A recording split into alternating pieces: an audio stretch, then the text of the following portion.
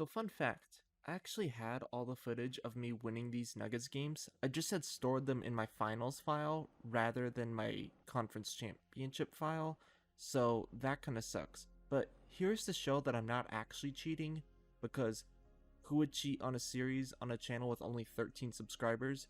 So here's that. Anyways, let's get into this series against the Clippers. So in the West, we were number 3 in points per game and points allowed per game, showing how strong our offense and defense can be. But the 76ers were number 1 in the East in both points scored and allowed, and by a pretty dominant margin. So this shows that we are really going up against an absolute beast of a basketball team in a series that I'm incredibly excited to get to. Ben Simmons, the former number 1 overall pick of the 2016 NBA draft, is now leading the 76ers against us in these 2021 NBA Finals. Ben Simmons is, simply put, one of the most dominant players to play against in the NBA and in NBA 2K. First of all, he is a generational passer, averaging 10 assists per game while standing 6'10". He comes loaded with both high passing attributes and amazing badges to help his shooters. Speaking of shooters, the 76ers have surrounded him with guys who can shoot like Danny Green, Seth Curry, and Tobias Harris. To add to this, Ben Simmons is an incredibly good finisher who, if you let him, can do some Giannis Antetokounmpo-like dunks on the inside, making him incredibly hard to stop, as if he's not dunking over you, he's going to be able to find the open man every single time.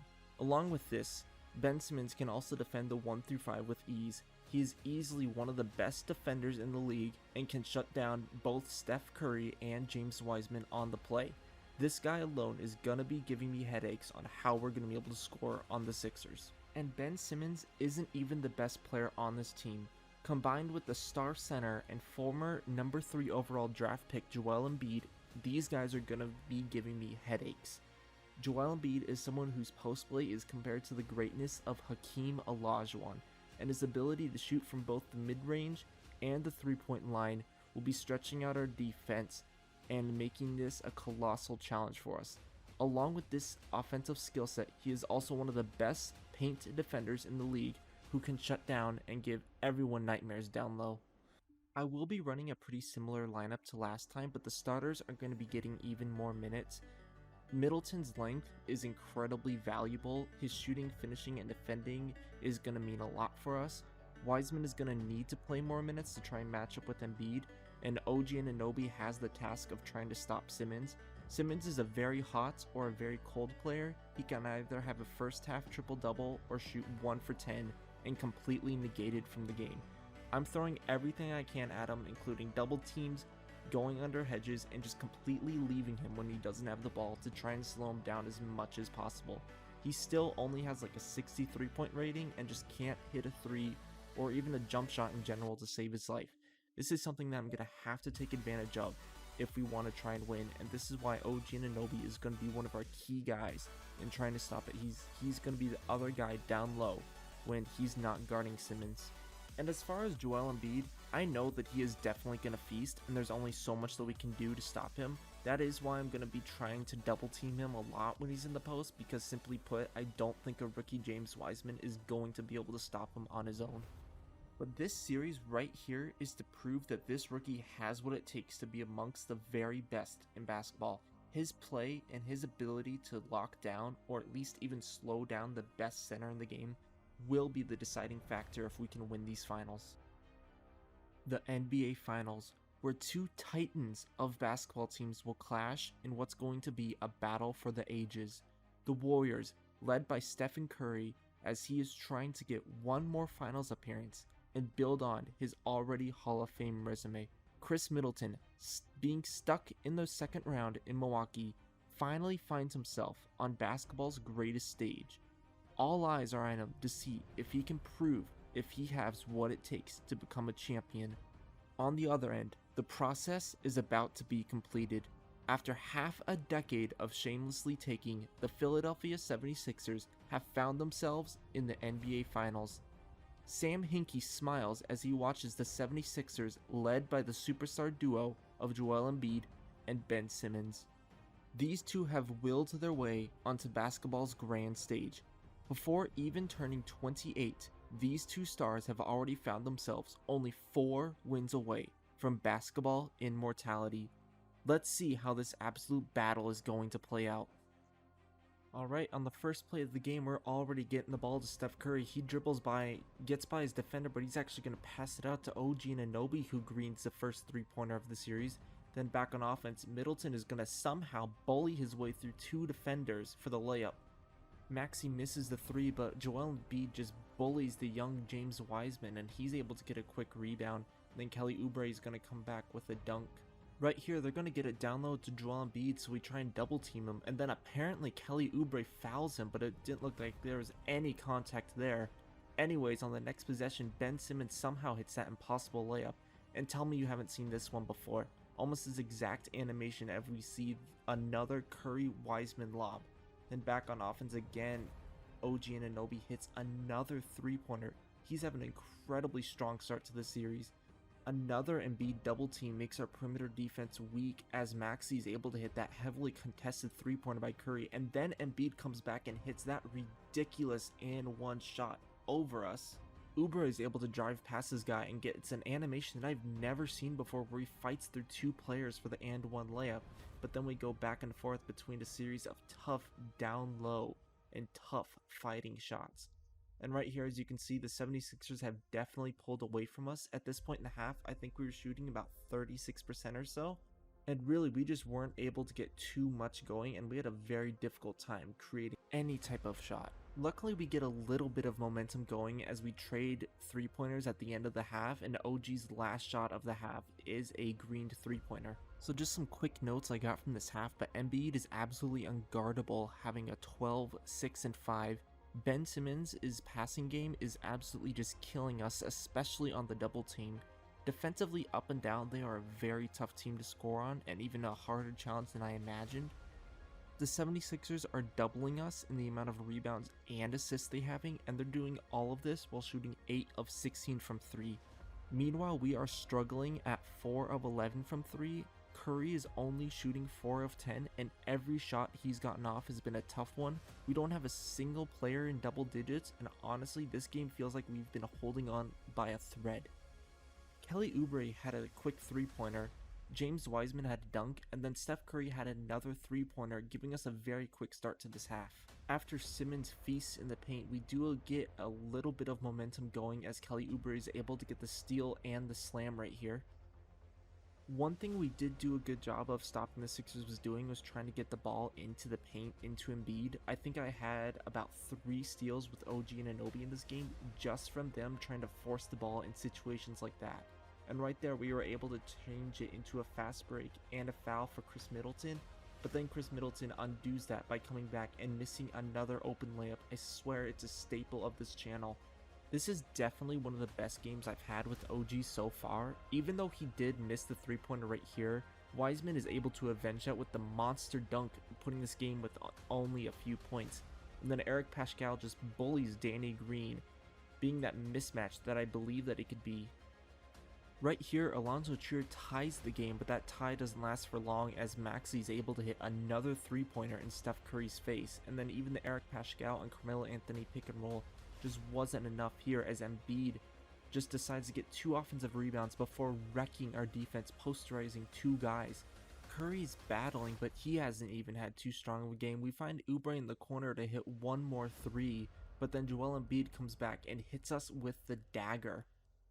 For some reason we shoot this and Steph Curry is actually able to make one of the deeper green 3-pointers I've made, but any last second comeback is completely negated by both Ben Simmons and Joel Embiid flexing on us with that dunk and corner 3, and that does mean that we lose this first game. Embiid had 28, 11, and 8 with another 14 points from Tobias Harris. The one good thing I will say we did about this series is that we held Ben Simmons to 6 points, 8 rebounds, 3 assists, and only 30% from the field. He really wasn't too much of a difference maker. Unfortunately, none of my players outside of Steph Curry really shined. Curry had 21 and 9 and shot pretty well. Oubre also shot well, but he also just didn't score enough. So for the next game, we're gonna sim it, and I actually hit sim instead of sim cast, and we win 148 to 113. Curry comes back with a 46, 6, and 9. Now going into game 3, we have a pretty sizable lead, and we are actually gonna be able to pull this one out. So now we are up 2-1 on the Philadelphia 76ers. Now we are finally into game 4, and another very quick and a very decisive lead, where we are famously up 3-1. Not simming this one, and the 76ers give us one of the biggest blowouts that I have ever seen in finals history. Embiid and Harris combined for like 70 points, and Curry and Wiseman couldn't get anything done. In game 6, it's another close one that I probably should have played, but the 76ers pull this one out. The Warriors have now found themselves tied after having a 3-1 lead for the second time in the finals. The Warriors are about to slip and lose a series that they should have won. This has been a bit of a long episode, so join us in the next episode where we're going to be giving a full coverage of Game 7. This has been one heck of a series, and I am super excited to see what's going to happen in the next game. I'll see you guys there. Nah, I'm just kidding. Let's go win Game 7. Steph Curry, once again finding himself in a Game 7. Once again, he is fighting for his career reputation, trying to prevent another 3-1 finals choke. Knowing that NBA Twitter will never forget him for another bad loss, he is going to have to show up to prevent not only a finals loss, but his possible career reputation. Carmelo Anthony also sees himself in what might be his last chance to win that elusive NBA title. For Kelly Oubre, this may be his one and only shot on this stage, as his offseason plans are still unknown. And for the rookie James Wiseman, this is his opportunity to start off his career with the highest honor in basketball in an NBA Finals victory. Meanwhile, the 76ers are fighting to be the second team in NBA history to win the finals after going into a 3-1 deficit. They are also lucky enough to be on their home court and are coming prepared and ready to fight for their fans who are hungry for the first franchise championship in 38 years. Let's get this Game 7 started. OG starts off with a tough layup, but then Tobias Harris responds with that tough contested shot. Then Ben Simmons will come back and hits us with a tough contested dunk. And then he comes back and makes this amazing play to stop the alley-oop coming from halfway across the court. I had no idea he was even there. Then back on the next possession, he's able to find Maxey, who gets the ball to Harris. We're unable to get out to him, and Harris greens a 3, quickly putting us in a 10-2 deficit. This play looked like a bit of a complete circus miss with how it bounced off of Embiid, but of course we have the classic Curry to Wiseman lob. Philly comes back with another tough jumper, but then right here we're able to get an action with Curry down low, and he's able to get the tough standing layup. Then back on the next play, Ben Simmons is going to just dance his way past Carmelo Anthony for another easy 2 points. And then this action right here is actually one of my favorite runs to run. Basically, you just have the screener hand it off to the pick and roll ball handler, let that feed into a pick and roll, and that does a great job at confusing the defense. And right here, Wiseman is going to set another screen, except Oubre is going to be selfish, keep it for the dunk. Now we have Oubre running around screens. He's going to hesitate for a second, call another screen, and now he's actually going to share the ball to Wiseman as Wiseman gets another lob. The end of the first quarter is 18-14 as we were able to go on a bit of a mini run and shrink that deficit. Philadelphia quickly pulled out to a lead, but Eric Paschall gets his only 2 points of the game off of a nice and one dunk right there. But then Tobias Harris hits the catch and shoot 3-pointer off the fast break. Draymond Green is actually able to get involved, and he hits the easy layup there. And then Chris Middleton's going to come back with his first 2 points of that dunk. Curry's going to run around a screen, he's going to shoot it, and that is his first 3-pointer. It took the second for that one to fall there, but then we're able to find Alonzo Trier in the corner, and he also is able to rein in a 3-pointer, making this one 32-35 at the half. One other notable thing is we've held Joel Embiid to only 4 points while shooting 1 of 4 and only like 3 rebounds. So far we've had a very solid game against him, and Carmelo Anthony hits one of the best shots of his career in the face of Ben Simmons. Right here we have a slight lead, and that's actually going to be expanded as Kelly Oubre hits another corner three. He has been such an underrated three-point shooter. He's hit so many more than I initially expected him to be. I can't even imagine what someone like Klay Thompson is going to be like in that role. Then Chris Middleton comes back, he Euro steps in, gets his second basket of the game. Here we get a stupid double team against Joel Embiid, and Tobias Harris greens that. We're all tied here, and they're able to get the tough finish down low. Now Philly has the lead, but we're going to come back. Middleton hits the three in the corner, his first big shot of the game. Going into the fourth quarter, we have the lead. Middleton somehow gets that one up. The officials are going to take a review at it, and it actually is going to count. He somehow was able to hit that deep catch and shoot shot with 0.3 seconds left on the clock, giving us a 6-point lead going into the fourth.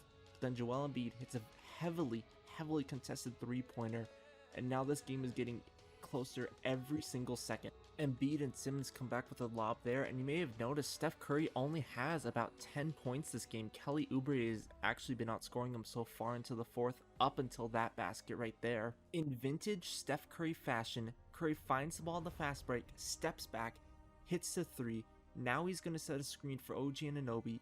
Anunoby is going to get the huge dunk, giving us a 9-point lead with 3 minutes left. Chris Middleton is going to run around the screen. Curry finds himself open.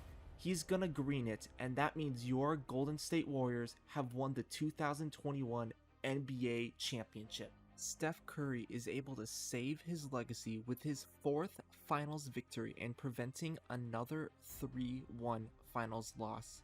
Carmelo Anthony can finally shake his legacy of not being able to win a championship and can finally say on that Hall of Fame career, he is an NBA champion. This may be the last one for him, but Pau Gasol is able to end his historic career with one more iconic finals victory. Chris Middleton proved that he could be the difference maker, elevating us from a good team to a great team. This team has come such a long way and completely surpassed my expectations. This year, we were able to add Chris Middleton, OG Anunoby, Alonzo Trier, Pau Gasol, and Carmelo Anthony.